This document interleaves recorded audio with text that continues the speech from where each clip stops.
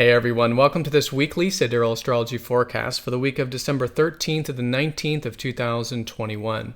Alright, so another impactful week astrologically. We are in this eclipse month and we are approaching the full moon of this eclipse month here towards the weekend around the Saturday-Sunday time period. We'll have a full moon at the very end of Taurus and the beginning of Gemini. So as we approach that, it is good to notice that there is some momentum now building this week coming out of any major action-oriented or challenging energies of the cycle from the previous weekend, and noticing a bit of that wind in our sails as we approach what is oftentimes the harvest or sometimes shifts and shifts of perspective that happen around the full moon. Now, the early part of this week is a bit quiet. We do have Mars going into deep Scorpio and over the south node. So maybe some past life energy to work with, maybe some patterns involving that Mars. Mars is that assertive and driven side of ourself, that fiery side. So good to be non-attached with that to allow maybe some of that yin energy to come in, with that. And then Friday, we do have the sun going over the Galactic Center. So maybe there's some healing still going on this week with the sun in a fucus. And usually from this, a death, quote unquote, death and rebirth that happens. And so as we get into that full moon weekend, maybe noticing a bit of that transformation energy. The sun then goes into Sagittarius, which is the post-transformation of that free-spiritedness. But nonetheless, a great week for healing, transformation, personal empowerment, which has really been the case anyways with Venus very close to Pluto and all these planets in, with the sun specifically in a fucus. And then at the very end of the week, we do have Venus going station retrograde up and through January. So there is going to be a bit of a maybe pause with some of our values starting around the weekend, and maybe starting to reconsider what is it we enjoy, what is it we value, and maybe as well some of this relationship stuff.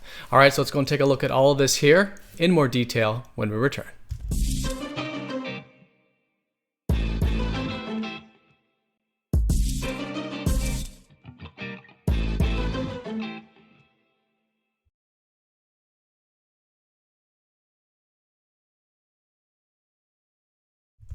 Alrighty, so here is the sky for this week. We're going to look at this for each day of the week, starting first with Monday, December 13th. And as you can see here, we are using the visible sky on this channel, which is very different from mainstream astrology. You will notice a lot of the signs are different. For example, a fucus, and even the placements of these planets, the full moon being in Taurus in the sky, but in mainstream they'll say it's in Gemini. So definitely check out the link down below for more information on true sidereal astrology. All right, so a lot going on this week. As you can see here, the first half of the week is a bit quiet astrologically, but it's still a very important week because we are, of course, in this eclipse month, and a lot of the events towards the end of the week are very important as well. Venus is still very close to Pluto, we'll talk about, just some deeper energy, and of course, that sun in a fucus, making it deep and good for healing and transformation. So let's go and do a bit of a recap, and then we'll break it down each day of the week here. So yeah, the sun is right in the middle of a fucus coming into this week. And so any intentions we want to set for pretty much the whole rest of the week, as it was last week as well, around healing, around personal empowerment, transformation. Fucus, we could say, is the redeemer, the side of ourself that has this opportunity to redeem the shadow of ourselves, the hidden, the parts of ourself we've exiled, we've shunned, right? Our negative value judgments, right? The shadow. And so sun in a fucus is this great opportunity to reconnect with these deeper sides of ourselves, which are, of course, a part of ourselves, right? And from this comes the healing, comes the empowerment, the transformation, however you see that, the redemption of the full spectrum of the human experience, both within ourselves and also projected out from others, and then also, of course, in our environment. Anything like that, is fantastic with this time of the year. Now, Mercury coming into this week is starting to go into Sag, so we'll probably notice a bit of that more thinking about things a little bit more abstractly, thinking about things in the big picture. Makes it great for right side of the brain activities, philosophy, spirituality, things like astrology, right? A bit of that expansion. And we have been noticing a bit of that already with Venus here. Venus has been here for the past few weeks. And so we've been enjoying that, or at least valuing that sort of more adventurous or free-spirited energy, which is great. Now, Venus is going retrograde at the end of the week, which means she's slowing down, and she's doing this right next to Pluto. So as was the case last week, there was this deeper energy, like with the sun in a fucus, but also with Venus next to deep Pluto. So Pluto is the ruler of the underworld. It's all about, just like Scorpio and Fucus, excavating, bringing things to the surface. And with Venus, it's our values, it's our relationships, and it's just the things we enjoy in life. So, and also resources, resources as well. So there is this quote unquote death and rebirth that happens with this kind of energy. And I would say with Venus still very close by, even though the conjunctions technically happen, Venus is very close by. And so it is still a great week for that non-attachment, generally across the board, but specifically with things that involve the values, the resources, the relationships, in order to allow for the death and the rebirth, right? There's something transforming internally, perhaps even externally, with our values, enjoyments, and relationships. And so we want to allow for that process. And any intentions we can set that are geared towards that, just really supports and facilitates this process. Because it's all about stripping away the false, the attachments, the security blankets, right, regarding these things, that then as we do let them go, we of course feel more freer, more of our true self, healed, etc. All right, and Mars will be entering into Scorpio here about early in the week. So let's go ahead and start with the day by day here. So Monday, we still do have the moon in Pisces, as was the case over the weekend. And so any themes around finding peace in our life in Pisces here, and anything that's about maybe being a little more receptive, going with the flow, maybe having a little bit of rest, even though it is the action phase of the cycle. We're still in this first quarter phase coming into this week, so it is still good for action and challenging ourselves. But nonetheless, incorporating some of that receptive energy of Pisces, I think, is great around the Monday time period, especially coming off of this Sun square Neptune we had over the weekend. But we'll probably notice it a little bit easier, actually, a lot easier to incorporate that going with the flow and receptive energy, maybe compared to the weekend with that more challenging phase of the cycle and that square to Neptune. Now, once we do get into Tuesday, we'll start to feel Mars getting very close to that south node and starting to enter into deep Scorpio. And so South Node represents past energy, past life energy. You can see it's a very transformative week. It deals a lot with this kind of stuff. And so in this case with Mars is our assertive side, our needs, our drives, our masculine side, personally and collectively. And so the South Node here does represent the past energy to be resolved, past karma, if you will, past patterns, unconscious behaviors, things to bring conscious awareness to. Now, the South Node is not a yang energy. It's not about taking action to, maybe incorporate some of this. It's actually a bit of the opposite. It's more about mindfulness and awareness of this energy. And simply by doing that, simply by bringing that light of consciousness to these patterns, to this Mars energy, allows for this South Node to happen more automatically, right? The South Node's yin, so it's more automatic. Could say more unconscious or spiritual, and so we want to allow for that, and then the awareness of that facilitates the process and helps it become more balanced, so that these things aren't happening unconsciously, like without that conscious awareness, and automatically or reactively, right? So good to do that. And that is going to likely lead to this feeling of more healthier Mars energy coming out collectively. Again, the fire, the assertive, the driven, more balanced now that there is that maybe, past life energy, that karma that's been resolved, that we facilitated and allowed for that process to happen. But also see that there might even be some natural gifts. South Node can be past life gifts, past life, strengths even. Again, we want to channel them constructively, but maybe even see that those are available during this early part of the week. And with Mars going into Scorpio, it's all about what really matters in life. We're going to start to put more of this drive and motivation towards truth, towards getting to the truth, internally, externally, right? And so anything geared towards that for the coming weeks is fantastic. All right, so that's the early part of the week, and the moon will be in Aries these couple days, Tuesday, Wednesday, just adding to this theme around Mars, because Mars and Aries are very similar. Mars deals with independence, assertiveness, taking initiative with life.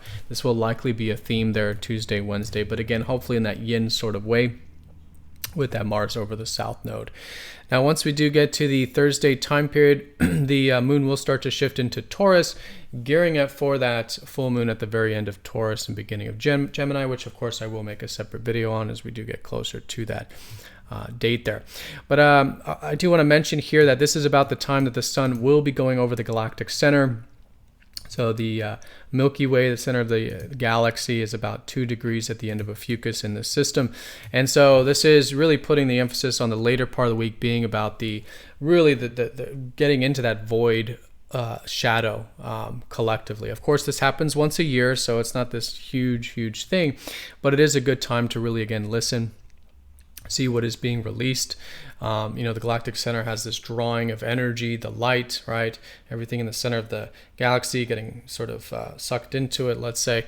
And so it's very powerful, very yin, and good to, again, allow for that quote unquote death, and then what will be the rebirth, right?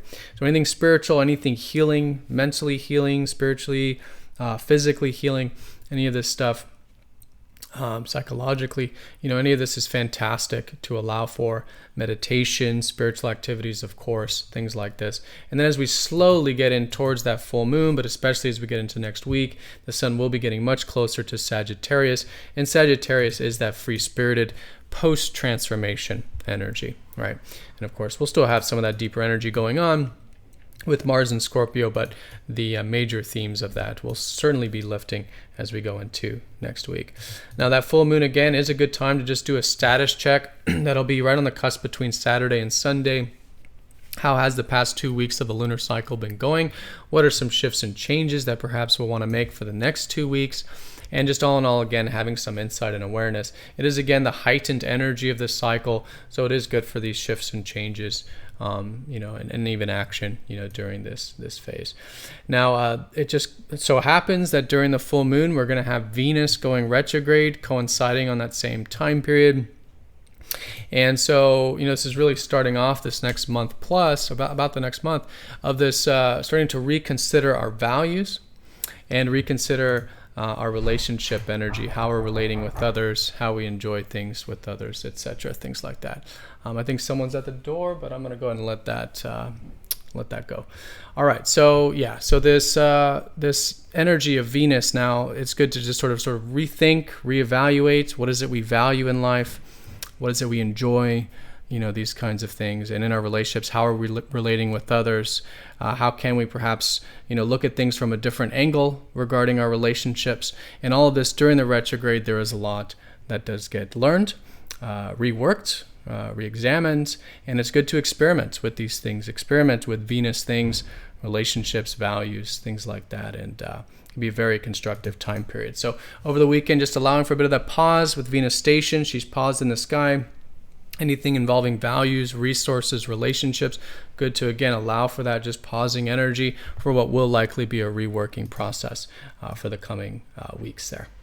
All right, and then some minor things around that full moon time period. We do have the sun sextile Jupiter. There could be a bit of that free-spiritedness just available. The full moon is going to be trining Jupiter very strongly, actually. So that's nice to have Jupiter, the adventurer, that Sagittarius, free-spirited energy in good support. Again, probably starting to feel that as we get to the second half of the lunar cycle there. Mercury will be squaring up to Chiron, Chiron is going station direct now. So, a lot of the stuff involving healing, again, it's a big week for this, and we'll probably notice that there's some great things to implement. Usually during the retrogrades, we learn a lot. Chiron's been retrograde for about the past 6 months. He is the healing comet. And so maybe starting to implement some of these things moving forward, and a good opportunity to maybe use our minds or learn about some of this deeper stuff with Mercury square Chiron around Sunday. All right, so that's a mouthful. There's a lot going on this week. I would say, put simply, as we are approaching this full moon, which will be the heightened phase of the cycle, status checks, shifts and changes, all in the context of what's been going on the past couple of weeks, which has likely been deep, likely transformative, because of the eclipse cycle and the other transits we got going on. Mars over the south node, early part of the week, releasing some of that fiery energy to allow for that rebirth there and balance with it. The sun over the Galactic Center going into the weekend, deep healing or releasing at least that transformation.